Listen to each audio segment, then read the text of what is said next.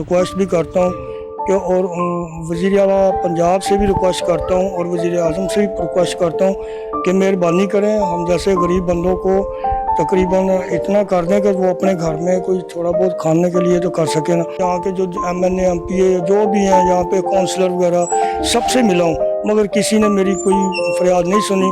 वो यही कहते हैं जी तू काम करता है, ये रिक्शा चलाता है, तो ये रिक्शा चलाने से भी घर नहीं चलता।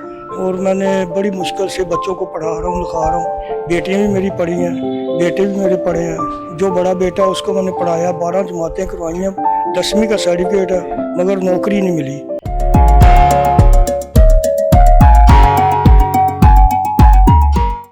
बिस्मिल्लाहिर्रहमानिर्रहीम, अस्सलाम वालेकुम। मोहम्मद मुज़म्मिल अवान ज़ीन टीवी के इस खुसूसी सेगमेंट के साथ आपकी खिदमत में हाजिर हूँ। इस वक्त जी मैं आबिद हुसैन साहब के घर में मौजूद हूँ और आपने यकीनी तौर पर ऐसे बहुत से लोगों के इंटरव्यूज़ भी देखे सुने।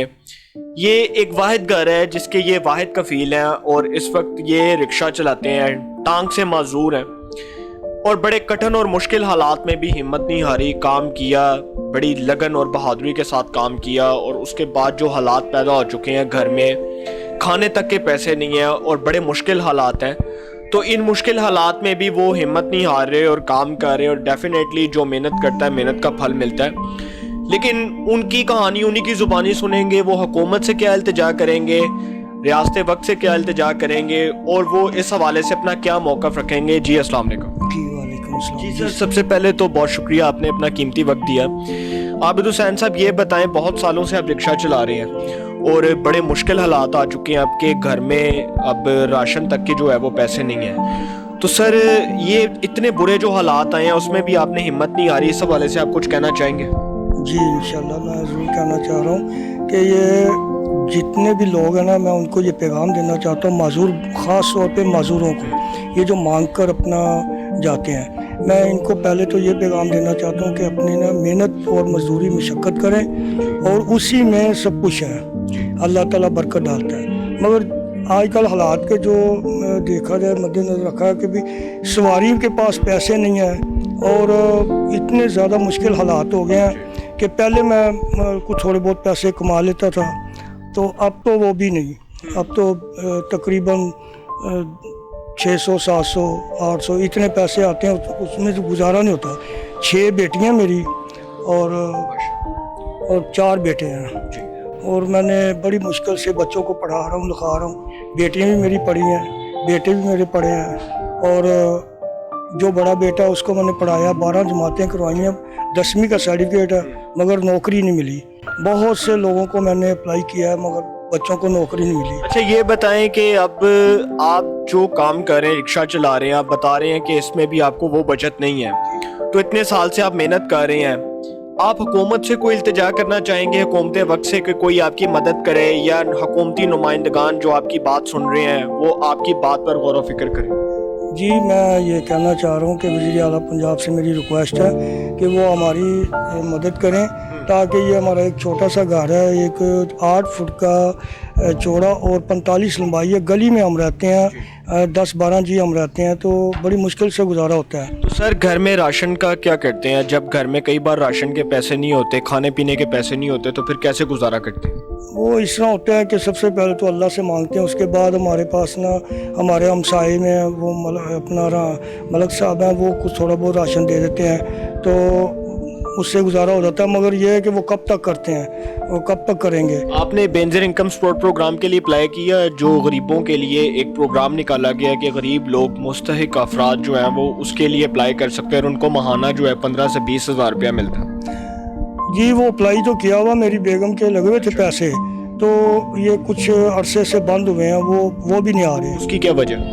हमने जाके दफ्तरों में धिक्के तो खा रहे हैं, जगह जगह जा रहे हैं, धिक्के खा रहे हैं, मगर वो बता रहे हैं जी आ जाएंगे। जी सरकारी अफसरान की बेहिसी है कि गरीब ख़ानदान है, गरीब घर के लोग हैं और जाकर धक्के खाने पड़ते हैं बैंकों के, और जाकर वहाँ पर जो है वो लोग बहस व मुबाहिसा करते हैं और एक आम आदमी जो है वो सारा दिन लाइनों में खड़े होकर अपने हकूक़ के लिए जद्दोजहद करता है, आवाज़ उठाता है, लेकिन उसकी बात नहीं सुनी जाती, फरियाद नहीं सुनी जाती। सर ये बताएं कि अब जो बहुत मुश्किल हालात हैं, इन मुश्किल हालात में तो घर चलाना बहुत मुश्किल हो गया, डेफिनेटली महंगाई बहुत ज़्यादा हो चुकी है, تو کوئی جو حکومتی نمائندگان جو آپ کو سن رہے ہیں ان سے آپ ریکویسٹ کرنا چاہیں گے کہ کوئی آپ کے بچوں کو کوئی نوکری دلوائی جائے اور آپ کے بچوں کو کوئی اچھا روزگار فراہم کیا جائے؟ جی میں ریکویسٹ بھی کرتا ہوں کہ اور وزیر اعلیٰ پنجاب سے بھی ریکویسٹ کرتا ہوں اور وزیر اعظم سے بھی ریکویسٹ کرتا ہوں کہ مہربانی کریں ہم جیسے غریب بندوں کو تقریباً اتنا کر دیں کہ وہ اپنے گھر میں کوئی تھوڑا بہت کھانے کے لیے تو کر سکیں نا.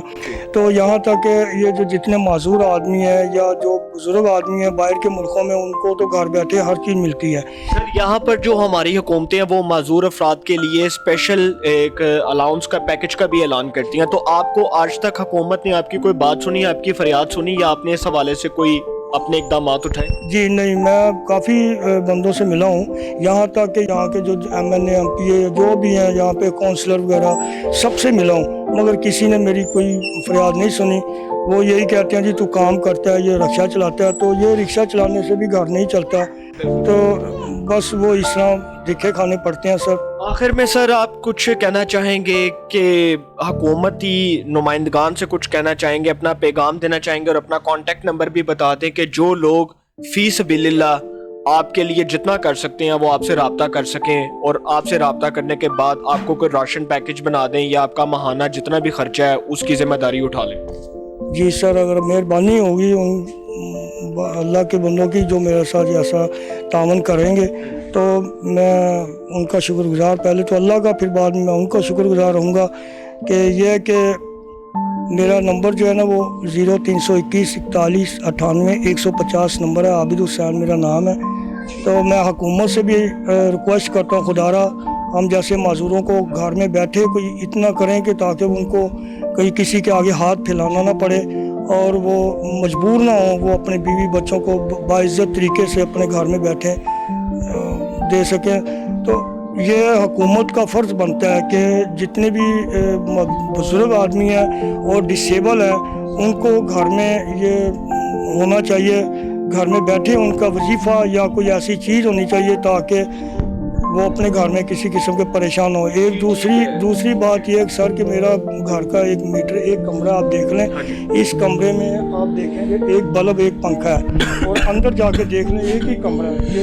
یہ دیکھیں جی, یہ ہے جی, اور یہ 18,000 یہ دیکھیں جی, ایک غریب آدمی کو اتنا بل آیا ہوا ہے 19,278.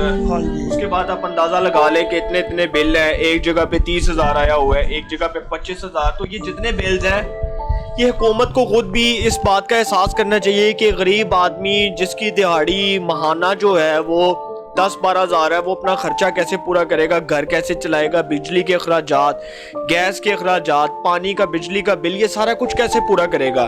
حکومتوں کو چاہیے کہ ان لوگوں کے لیے کوئی اقدامات کرے, غریب لوگوں کے لیے کوئی لنگر خانے بنائے جائیں, کوئی رہائش کا وسیع انتظام کیا جائے, ان لوگوں کے مناسب اقدامات کیے جائیں. لیکن حکومتیں اس طرف توجہ نہیں دے رہی, وہ اپنی لڑائیوں میں لگی ہوئی ہیں اور ایک غریب آدمی جو ہے وہ غربت کی چکی میں پس چکا ہے. صرف یہی نہیں, بہت سے لوگ جو پاکستان کا آپ سمجھ لیں کہ 45% حصہ ہے وہ غربت کی چکی میں پسا ہوا ہے. تو سر مہنگائی اور بے روزگاری کے اس دور میں اگر ایک غریب آدمی آپ سے التجا کر رہا ہے, ریکویسٹ کر رہا ہے کہ اس کی فریاد سنی جائے تو اس کی فریاد سنی جائے اور اس کے تمام تر مطالبات کو تسلیم کیا جائے.